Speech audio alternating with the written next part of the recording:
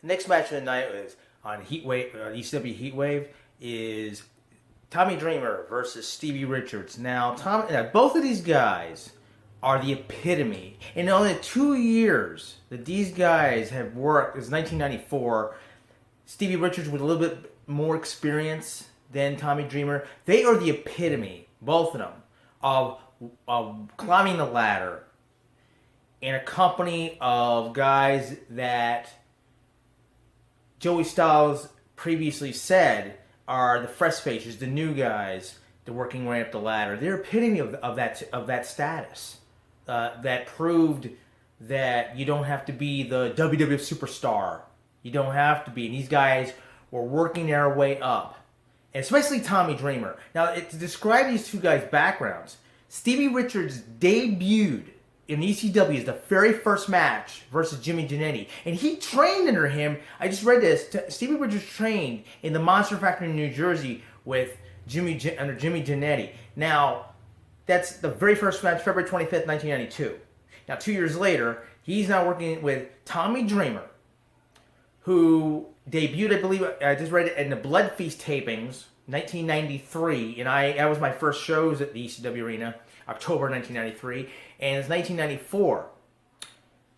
Dreamer is wearing suspenders. Apparently he started out as the pretty boy image, kind of a vague Brutus Beefcake, very vague.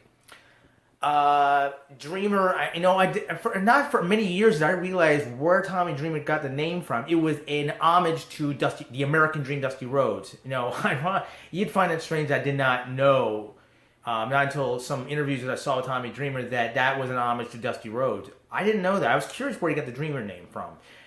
But there's a couple things that Tommy Dreamer really made himself as Paul Heyman described Tommy Dreamer, the innovator of violence, the epitome. There's so many wrestlers in ECW that are the epitome of their company.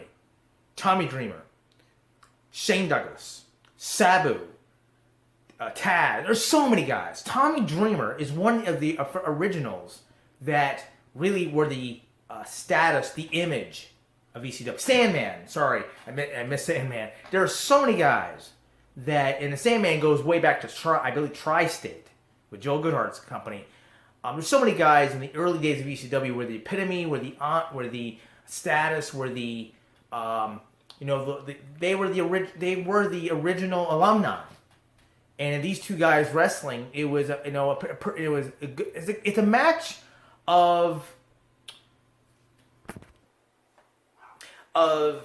rookie and or experienced, where Stevie Richards debuting '92 and worked he worked just before that in Monster Factory. That's the same company, that same place, Larry Sharp's Monster Factory, that produced Bam Bam Bigelow. And Tommy Dreamer debuting the Blood Feast tapings it's a kind of a rookie and experience at the same time for these ECW guys. And this is a match that Tommy Dreamer this match proved why he was going to be the up and comer, the epitome, the status, the alumni. It's why Stevie Richards would later be a disciple of Raven's flock a little bit later than this match. But Tommy Dreamer, he's really breaking away from he's wearing suspenders. It was still a pretty boy image, but I became a huge fan of Tommy Dreamer. I didn't recognize him at the Blood Feast tapings when I was there, but Tommy Dreamer. He really gained a status of taking a beating for this company, as many of those guys did. He later took a beating from the Sandman's cane. He kicked out of Jimmy Snuka's Superfly. They paid a price for that. I was at those matches. Tommy Dreamer really has proven himself definitely the epitome, the alumni, the innovator of violence, as Paul Heyman labeled him. And it was a very good match. Stevie Richards, he defeats Stevie Richards Stevie Richards, and now, I love what Joey Styles. He says one more time, and Stevie Richards climbs the top rope. He's about to do a fist drop, and Tommy Dreamer caught him in a sleeper hold. I was surprised when Joey Styles. I heard this the way he labeled it. Tommy Dreamer put Stevie Richards in a sleeper hold. He called it Dream Weaver, and that's an homage to Dusty Rhodes learning the Johnny Weaver, legendary wrestler Johnny Weaver's sleeper hold called the Weaver Lock. So the Dream Weaver, it's an homage to that Dusty Rhodes learning the sleeper hold from Johnny Weaver. It's what these ECW wrestlers were, paying homage to the past and the guys that paved the way. And ECW also paved the way to bringing hardcore public, bringing hardcore national. But Tommy Dreamer defeated Stevie Richards with a sleeper hold. But I'll tell you one thing, this match is really a rookie/experience of how it would work for young guys to prove themselves. I just finished the Tommy Dreamer Stevie Richards match, though I prematurely stopped the review of that because Tommy Dreamer wasn't finished. He was finished with Stevie Richards, but he wasn't finished with one Shane Douglas, the franchise. I will admit I'm not a huge fan of Shane Douglas. Respect for him, that's going to be generous to say the least. Tommy Dreamer really, he called out Shane Douglas, calling him a Pittsburgh piece of shit. That's ECW for you. And even Joey Styles said it's home video, it wasn't even for TV. And Joey Styles saying you can't say it on home video. Man, a lot of things got said in that ECW arena. A lot of things said, a lot of things happened. It's incredible. And Shane Douglas comes out with he calls it offensive lineman, the roughneck Mr. Hughes, big man. Oh yeah, big black man. Mr. Huge guy to deal with. One thing about they call him the roughneck Mr. Hughes, and the one thing about roughneck there, I learned when he came out to the music of MC Light's Roughneck, and I love that song. It's probably the only rap song. I am not a fan of rap music that has foul language in it.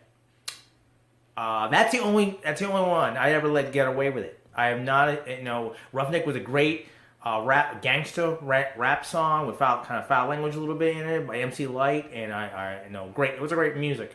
The one thing about ECW, it used a lot of music, and during the '90s, and it really made music so popular. The usage of '90s music that. You learned a lot of the '90s music. I didn't listen to radio. I haven't listened to radio since probably the '80s, since I was a teenager. But the ECW arena, they used a lot of music, and it sold music for them. It sold music for the industry, really. Shane Douglas brings out Mr. Hughes, kind of a bodyguard, and the confrontation takes place. But it was Tommy Dreamer that called Shane Douglas out saying, tonight's called the Battle of the Future. It was a match for the ECW Heavyweight title. Shane Douglas will face Sabu. And Shane Douglas sends in Mr. Hughes. I'm going to shut Tommy Dreamer up once and for all. And Mr. Hughes, Tommy Dreamer, and like I said, he's the epitome, the up-and-comer, and he really tried to take it to Mr. Hughes. He tried to fight him off, but Mr. Hughes is a huge, big guy. And he was... Tommy Dreamer tried to fight, but he was too much, and Tommy Dreamer was trying to really go toe to toe with him, but Shane Douglas from behind hit him with a chair, and it took Dreamer down, and Mr. Hughes. It was an impromptu match, and Mr. Hughes did a kind of a side slam, kind of. Before, and one thing I missed that. Tommy Dreamer trying to put Mr. Hughes in again the Dream Weaver lock, his sleeper hold. It was nonchalant. It was like this. It wasn't much. It wasn't a grab the way he did Stevie Richards, and it didn't work much. Shane Douglas prevented anything from happening. Mr. Hughes didn't know that Shane Douglas went the chair from behind. Mr. Hughes did a sidewalk slam and he pinned him in an impromptu match. And then Angel was at ringside. This valet, who she was, one of the women of ECW, and Shane Douglas called her in. You want to help me take care of Paulie Dangerously, who's managing Sabu. Can you take care of us? And it's the sex mark, the sexual matters that are, or it's gonna be a physical situation, whatever that Shane Douglas was referring to. But it was more of a promoting the main event that Shane Douglas was doing. And at times, Shane Douglas and Mr. Hughes were putting their feet down on Dreamer, keep kicking him down. Tommy Dreamer is going to come back, definitely. But this was, it's as much as today's wrestling talks too much, definitely.